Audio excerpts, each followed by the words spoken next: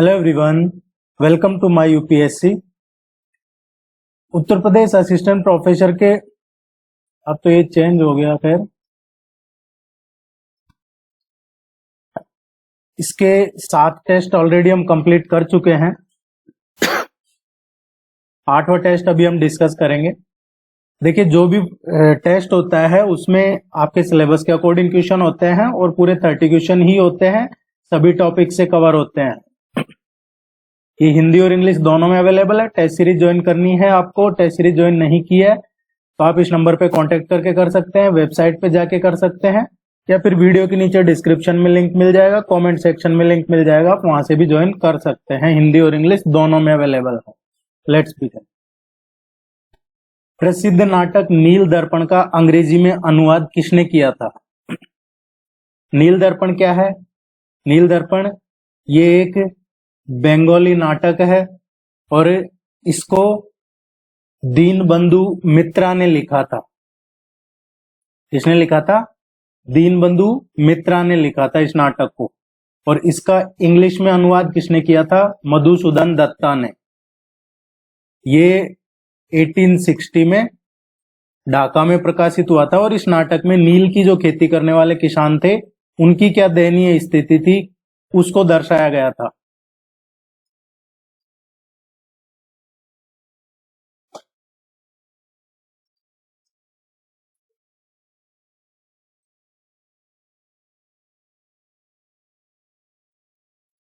हाल ही में खबरों में रहा एंटारेस क्या है? अभी रिसेंटली ये चर्चा में है, तो ये एंटारेस क्या है? एंटारेस है ये एक रेड सुपरजायंट तारा है और इसका जो मास है, द्रव्यमान, वो सन का जो मास है, सूर्य का जो द्रव्यमान है उसका लगभग 12 टाइम्स और सूर्य के व्यास का लगभग 750 टाइम्स है। तो सूर्य का जो द्रव्यमान है उससे 12 गुना और सूर्य का जो व्यास है, डायमीटर, उससे लगभग 750 टाइम्स इसका डायमीटर है। एंटारेस क्या है? एक बाइनरी स्टार सिस्टम का ही पार्ट है और रिसेंटली बेंगलुरु में जो है भारतीय खगोल भौतिक संस्थान IIA, उसने इस चमकीले तारे एंटारेस के सामने से चंद्रमा के गुजरने की तस्वीर खींची है। बेंगलुरु में जो हमारा भारतीय खगोल भौतिक संस्थान है उसने एक तस्वीरें ली है इस चमकीले लाल तारे की, जो जिसका नाम दिया है ये एंटारेस, और इसके सामने से चंद्रमा गुजरा है उसकी तस्वीर ली है।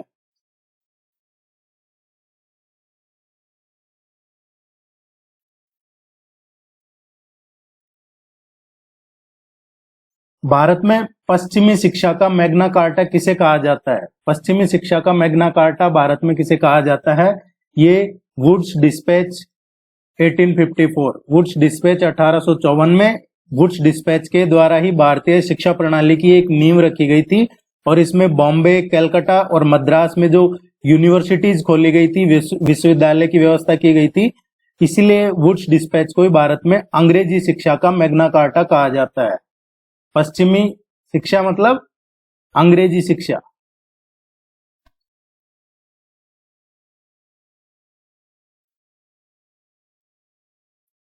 निम्नलिखित में से किस मंत्रालय के अधीन प्रवर्तन निदेशालय ईडी कार्य करती है?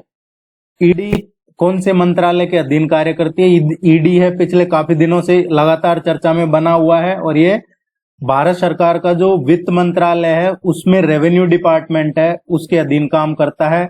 वित्त मंत्रालय का जो राजस्व विभाग है उसके अधीन काम करने वाली ये एक वित्तीय जांच एजेंसी है। इसका हेडक्वार्टर नई दिल्ली में ही है। और ईडी की स्थापना कब हुई थी?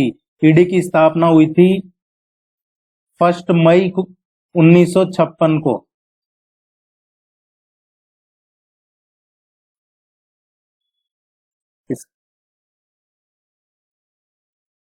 विश्व आर्थिक आउटलुक रिपोर्ट कौन जारी करता है?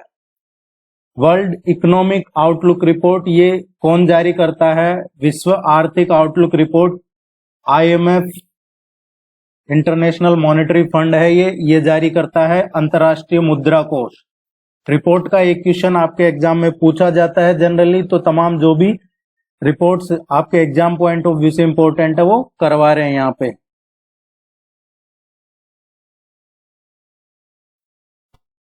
निम्नलिखित में से किन राज्यों में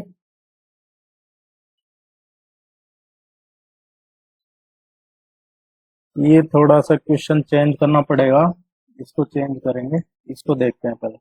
निम्नलिखित में से कौन सा गलत सुमेलित है? गलत इनमें से कौन सा सुमेलित है? देखिए विटीकल्चर है, विटीकल्चर, ये एक क्वेश्चन लास्ट टाइम आपका जो एग्जाम हुआ था उसमें इस तरीके का एक क्वेश्चन आया भी था, और आगे भी आप उम्मीद कर सकते हैं पिछले 2-3 एग्जाम में एक क्वेश्चन इस तरीके का पूछा जाता है। विटीकल्चर है, ये अंगूर की खेती, सही है, हमसे पूछा है गलत कौन सा है। फिशिकल्चर है, मत्स्य पालन, ये भी सही है। फ्लोरिकल्चर है, फल विज्ञान। देखिए फ्लोरिकल्चर क्या होता है? फ्लोरिकल्चर होता है फूल विज्ञान, ना कि फल विज्ञान। फल विज्ञान को क्या कहा जाता है? ये फल विज्ञान को कहा जाता है पोमोलॉजी, पोमोलॉजी कहा जाता है फल विज्ञान को, और फ्लोरिकल्चर कहा जाता है फूल विज्ञान। एपिकल्चर मधुमक्खी पालन, मत्स्य पालन, ये मधुमक्खी पालन है, मत्स्य पालन फिशिकल्चर हो गया। तो इसमें जो इनकरेक्ट है ये है सी। इस तरीके के और भी जो हैं वो आप जरूर देखिएगा अपने हिसाब से, नहीं तो आने वाले टेस्ट में आपको करवा देंगे।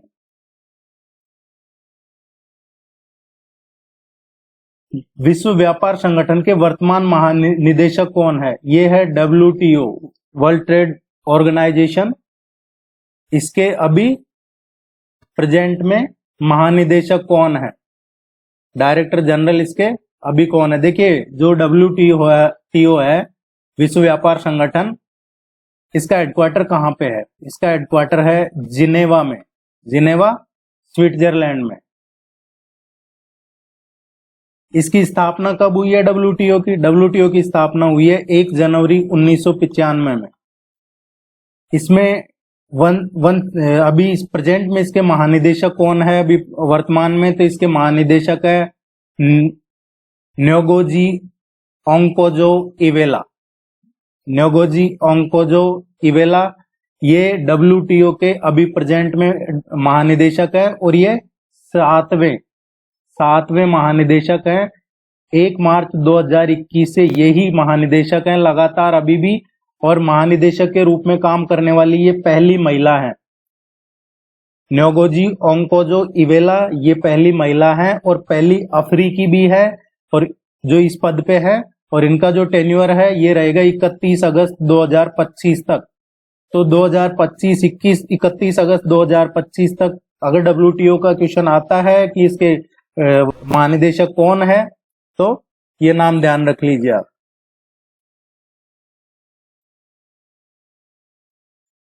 देश में पहली बार राष्ट्रीय आपातकाल की उद्घोषणा कब की गई थी? देश में पहली बार जो राष्ट्रीय आपातकाल की उद्घोषणा हुई थी ये 26 अक्टूबर 1962 को हुई थी पहली बार। और उस टाइम पे देखिए कई बार पूछा जाता है कि पहली बार जब नेशनल इमरजेंसी लगी थी, आपातकाल लगा था, उस टाइम पे राष्ट्रपति कौन थे? तो पहली बार लगा था उस टाइम पे डॉक्टर एस राधाकृष्णन, ये राष्ट्रपति थे। दूसरी बार नेशनल इमरजेंसी कब लगी है देश में? दूसरी बार नेशनल इमरजेंसी लगी थी 1971 में, 3 दिसंबर 1971 को दूसरी बार लगी थी, और उस टाइम पे वीवी गिरी राष्ट्रपति थे। और तीसरी बार इमरजेंसी लगी 1975 में, और उस टाइम पे 26 जून 1975 को लगी थी, और उस टाइम पे राष्ट्रपति थे फखरुद्दीन अली अहमद। ये तीनों राष्ट्रपति के नेम, और ये 3 बार इमरजेंसी लगी है, डेट याद रख लीजिएगा। एक क्वेश्चन पूछा जाता है कई बार नेशनल इमरजेंसी का। आगे फाइनेंशियल इमरजेंसी इस तरीके का जो है स्टेट इमरजेंसी वो भी करवा देंगे। निम्नलिखित में से किस राज्य केंद्र शासित प्रदेश में किस राज्य केंद्र शासित प्रदेश में भारतीय खगोलीय वेधशाला स्थित है? इंडियन एस्ट्रोनॉमिकल ऑब्जर्वेटरी, ये कौन से राज्य या यूनियन टेरिटरी में है? जो इंडियन एस्ट्रोनॉमिकल ऑब्जर्वेटरी है ये it is located in Leh Ladakh. ये कहां पे है? लद्दाख में है, जो भी यूनियन टेरिटरी है। और इसको ऑपरेट कौन करता है? IIA जिसकी अभी हम बात कर रहे थे, वो रेड स्टार की बात कर रहे थे हम जब, इंडियन इंस्टीट्यूट ऑफ एस्ट्रोफिजिक्स, ये बेंगलुरु में है, ये इसको एडमिनिस्टर्ड करता है। इसका जो करेक्ट आंसर है डी, लद्दाख। किस वायुमंडलीय परत को मौसमी परिवर्तन की छत के नाम से जाना जाता है? कौन सी वायुमंडल की परत है जिसको मौसमी परिवर्तन की छत के नाम से भी जानते हैं? देखिए, वायुमंडल की संरचना 5 परतों से हुई है। 5 ये परतें हैं, लेयर इसकी, इनसे हुई है। पहला है क्षोभ मंडल, फर्स्ट, इसको कहते हैं ट्रोपोस्फियर। दूसरा जो है वो समताप मंडल है, इसको कहते हैं स्ट्रेटोस्फियर।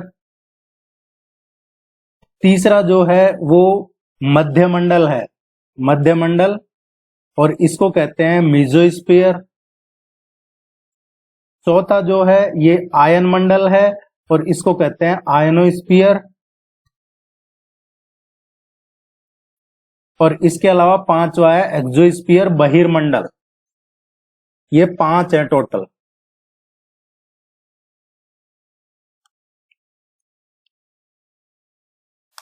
अब हमसे पूछा गया है कि किस वायुमंडलीय परत को मौसमी परिवर्तन की छाया कहा जाता है, तो ये है क्षोभ मंडल, ट्रोपोस्फियर को कहा जाता है। ये बी इसका करेक्ट आंसर आएगा।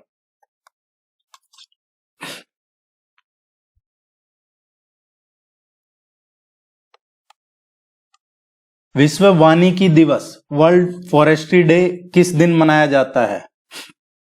ये 21 मार्च को मनाया जाता है।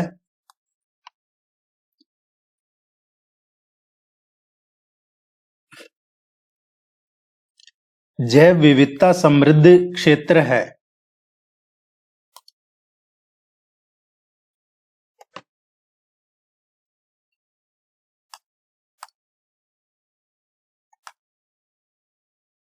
जैव विविधता समृद्ध क्षेत्र है, ये उष्ण कटिबंधीय क्षेत्र होता है, उसको कहा जाता है। उष्ण कटिबंधीय क्षेत्रों की जो अधिक जैव विविधता है वो किस लिए होती है?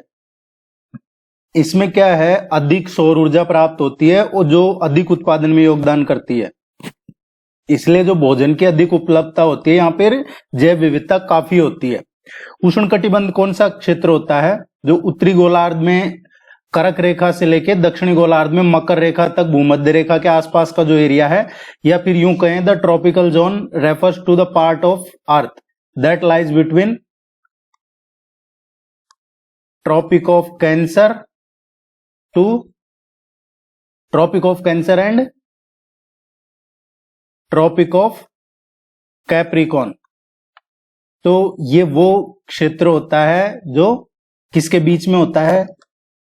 23.5 नॉर्थ से लेके और 23.5 साउथ तक, कर्क रेखा से और मकर रेखा के बीच का जो क्षेत्र होता है उसको उष्ण कटिबंधीय क्षेत्र कहते हैं, ट्रॉपिकल जोन।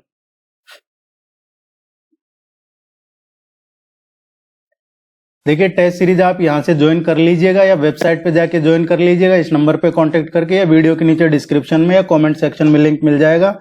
आपकी रेगुलरिटी बनी रहेगी, एग्जाम तक आपको सफिशिएंट, इसमें मिनिमम 50 टेस्ट मिलते हैं। बाकी फिर टाइम रहता है, अगर एग्जाम में तो और ज्यादा करवा देते हैं। इससे पहले वाला बैच था उसमें 50+ करवाए हैं, तो वो 50+ टेस्ट भी आपको मिल जाते हैं और इसके 50 टेस्ट भी आपको मिल जाएंगे। स्वयं सहायता समूह बैंक लिंकेज कार्यक्रम किससे संबंधित है? स्वयं सहायता समूह ये सेल्फ हेल्प ग्रुप है। बैंक लिंकेज कार्यक्रम ये किससे संबंधित है? ये एक यूं कहें गरीबी आधारित, पॉवर्टी आधारित कार्यक्रम है। और ये देखिए शुरू कब किया गया था? 1992 में इसको शुरू किया गया था। माइक्रो फाइनेंस से रिलेटेड है ये सेल्फ हेल्प ग्रुप।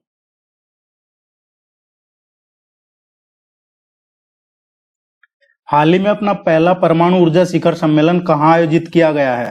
हाल ही में पहला परमाणु ऊर्जा शिखर सम्मेलन ये कहाँ पे आयोजित किया गया है? देखिए, अभी रिसेंटली परमाणु ऊर्जा शिखर सम्मेलन है ये ब्रुसेल्स में आयोजित किया गया है।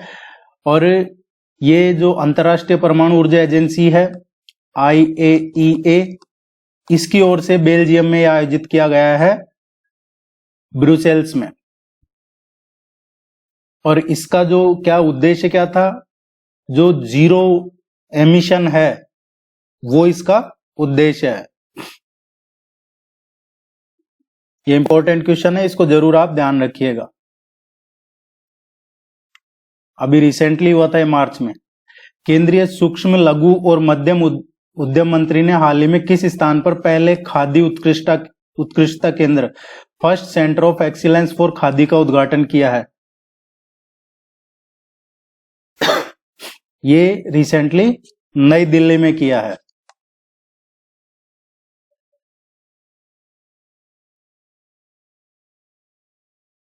निम्नलिखित में से कौन सा युग्म सही सुमेलित नहीं है? इनकरेक्ट मैच इनमें से कौन सा है?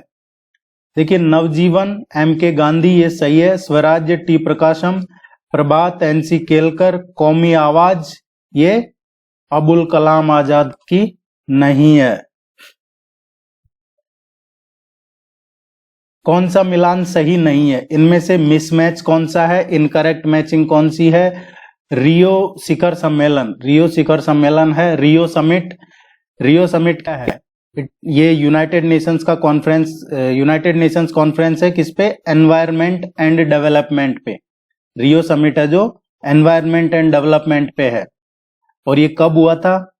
1992 में हुआ है, 1992 में रियो डी जेनेरियो ब्राजील में हुआ था ये, तो पहला सही है।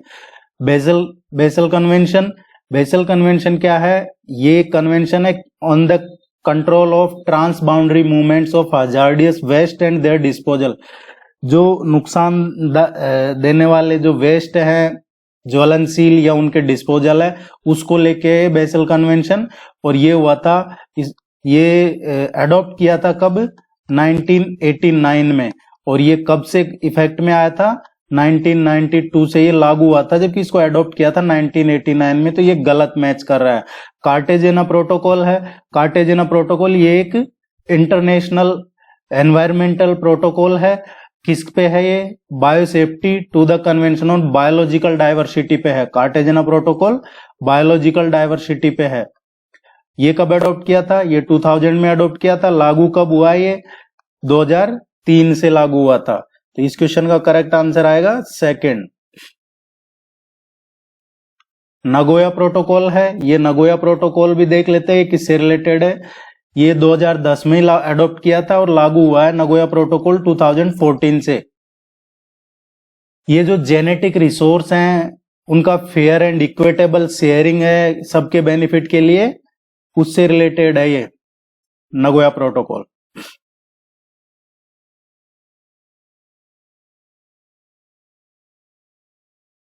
लिस्ट ये सूची फर्स्ट है, सेकंड है, इनको मिलाना है। ये सूची फर्स्ट है और ये इधर सूची सेकंड है। लिस्ट फर्स्ट और लिस्ट सेकंड इनको मिलाना है कि कौन सा किसके साथ, किस आर्टिकल का किससे संबंध है। आर्टिकल 40 किससे रिलेटेड है ये देखना है। आर्टिकल 40 है, आर्टिकल 40 ये ग्राम पंचायत का संगठन, ऑर्गेनाइजेशन ऑफ विलेज पंचायत, ये सही है। आर्टिकल 41 क्या है? काम करने का अधिकार। Article 44 uniform civil code. Article 48 कृषि और पशुपालन का संगठन। ये सभी इसी में मैच कर रहे हैं, इसका फर्स्ट, सेकंड, थर्ड और फोर्थ। देखिए आपको आर्टिकल फर्स्ट से लेके और 51A तक तो आपको वर्बली सारे याद होने चाहिए। आपके एग्जाम में पूछा जाता है और जिसमें फंडामेंटल राइट्स तो आपको बहुत अच्छे से ध्यान में होने चाहिए। निम्नलिखित में से क्या M2 के बारे में कौन सा एक सत्य है? M2 के बारे में सही कौन सा है इसमें? देखिए M2 क्या है, इसमें हम पहले समझ लेते हैं। एक निश्चित समय के लिए जो लोगों में संचरण करने वाली जो टोटल मुद्रा होती है उसको मुद्रा की पूर्ति कहा जाता है। अब भारतीय रिजर्व बैंक क्या करता है? मुद्रा की पूर्ति के जो अल्टरनेटिव हैं उनको 4 रूपों में इसने परिभाषित कर रखा है। 4 टाइप्स कर रखे हैं रिजर्व बैंक ने जो मुद्रा की सप्लाई है उसके लिए। एक M1 है, M2, M3 और M4। M1 क्या है? लोगों के द्वारा अपने पास रखे गए सिक्के या नोट। M1 होता है जो लोगों के पास रखे हुए सिक्के हैं या नोट हैं, प्लस व्यावसायिक बैंकों में रखी गई जो जमा मांग है वो होती है M1। अब M2 क्या होता है? M2 होता है M1 प्लस। M1 तो M2 में कवर हो ही गया, लोगों के पास रखे हुए नोट सिक्के या व्यावसायिक बैंकों में जो मांग जमा रखी हुई है वो, प्लस डाकघर बचत बैंकों में जो बचत जमा है वो। कहां पे? डाकघर बचत बैंकों में जो बचत जमा है वो भी इसमें जुड़ जाती है, पोस्ट ऑफिस में या बचत में जो जमा है वो। तो M2 ये होता है। M3 क्या होता है? M3 होता है M1 प्लस जो व्यावसायिक बैंकों की जो आवधिक जमा है वो होता है। M4 क्या होता है? M1 प्लस M4 होता है M3 प्लस। M3 प्लस जो डाकघर बचत संस्थाओं में कुल जमा, इसमें राष्ट्रीय बचत प्रमाण पत्रों को पत्र जो NSC है उनको छोड़ के। ये आप जरूर पढ़िएगा, इस तरीके का एक क्वेश्चन आ सकता है आपके एग्जाम में। इस क्वेश्चन का जो करेक्ट आंसर आएगा ये आएगा A।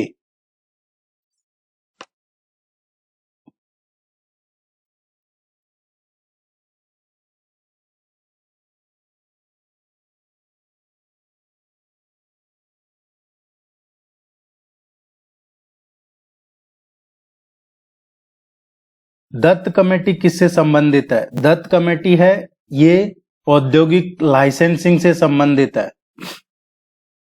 देखिए ये एकाधिकार जांच आयोग और हजारी समिति की रिपोर्ट आई थी, उसके बाद ही सुबिमल दत्त की अध्यक्षता में। किसकी अध्यक्षता में? सुबिमल दत्त। सुबिमल दत्त की अध्यक्षता में ये एक समिति बनाई गई थी, औद्योगिक लाइसेंसिंग नीति जांच समिति, इसकी स्थापना की गई थी। इस समिति का काम था भारत में लाइसेंसिंग प्रणाली के कामकाज की जांच करना, और इस समिति ने रिपोर्ट सबमिट की थी 1969 में। जुलाई 1969 में अपनी रिपोर्ट इसने सबमिट की थी, और इसमें बताया था कि जो देश के 20 बड़े व्यापारिक घराने, 53 बड़े औद्योगिक घराने और 60 बड़े स्वतंत्र प्रतिष्ठानों की पहचान की थी। और इसमें बताया था कि सिस्टम में भ्रष्टाचार बहुत बड़े पैमाने पे है। लाइसेंसिंग जो प्राधिकारी हैं उनको बड़े औद्योगिक घरानों ने खरीद लिया था। एक ही उद्योग में एक ही घर को कई लाइसेंस दे दिए थे। तकनीकी आधार पर आवश्यकता से कहीं ज्यादा क्षमताएं प्रदान कर दी गई थी और भ्रष्टाचार चल रहा था। इसमें लाइसेंसिंग अधिकारियों ने औद्योगिक नीति जो 1956 थी उसकी भी अनदेखी की थी, इस कमेटी की रिपोर्ट में कहा गया था। और दूसरा, इसमें जो सिफारिशें की थी इस कमेटी ने, इसने काफी ज्यादा वो बड़े पैमाने पे सिफारिश की थी, लेकिन ओवरऑल जो इंडस्ट्रियलिस्ट हैं, बड़े घराने हैं, वो और अधिकारी मिलकर काफी भ्रष्टाचार कर रहे थे, वो इस रिपोर्ट में आया था। इसका करेक्ट आंसर है A। इस तरीके की चीजें काफी चल रही है, तो ये क्वेश्चन पूछे जा सकते हैं आपसे एग्जाम में। वैसे तो इसको मैं पूरा डिटेल में बता सकता हूं, पर क्या है कि अभी इलेक्शन का टाइम है तो आप लोग नीचे कमेंट करोगे, इसलिए इसको अवॉइड करते हैं। हाल ही में कल्याण चालुक्य राजवंश का 900 साल पुराना कन्नड़ शिलालेख किस राज्य में खोजा गया था? कल्याण चालुक्य राजवंश का 900 साल पुराना कन्नड़ शिलालेख अभी रिसेंटली ये काफी चर्चा में है, और ये तेलंगाना में खोजा गया है। कहां पे? तेलंगाना में। चालुक्यों ने 6 से और 12वीं शताब्दी तक मध्य भारत के जो डेक्कन प्लेट्यू है ये इसके आसपास इन पे राज किया है, और इसमें 3 अलग अलग राजवंश थे, बादामी, कल्याणी और वेंगी। कल्याणी चालुक्य मुख्य रूप से कन्नडिगा, और अपनी राजधानी ये जो कल्याणी से शासन करते थे, जो अभी प्रेजेंट में बीदर जिला है कर्नाटक में। और यहाँ पे 900 साल पुराना एक कन्नड़ शिलालेख अभी मिला है। डी इसका करेक्ट आंसर है। भारतीय चाय बोर्ड का मुख्यालय निम्नलिखित में से किस स्थान पर है? चाय बोर्ड का मुख्यालय, भारतीय चाय बोर्ड की स्थापना 1953 में हुई थी चाय अधिनियम के तहत, और इसका मुख्यालय है कोलकाता में है।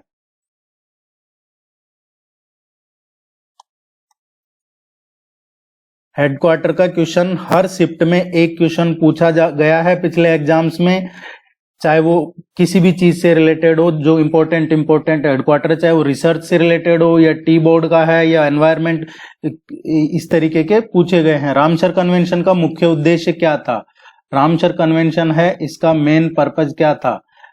देखिए रामसर ये ईरान में एक शहर है रामसर, और उसी के नाम पे रखा गया क्योंकि यहाँ पहला कन्वेंशन हुआ था 1971 में ईरान के रामसर शहर में, और उसी के बाद से इसका नाम रामसर कन्वेंशन रखा गया है। रामसर साइट सुनते होंगे आप, रामसर वेटलैंड सुनते होंगे आप।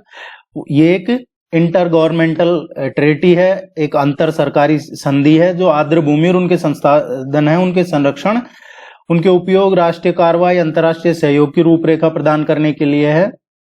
और 75 हैं जहां तक अभी ध्यान में है रामसर साइट्स इंडिया में। ये किस लिए है? आर्द्र भूमि का संरक्षण।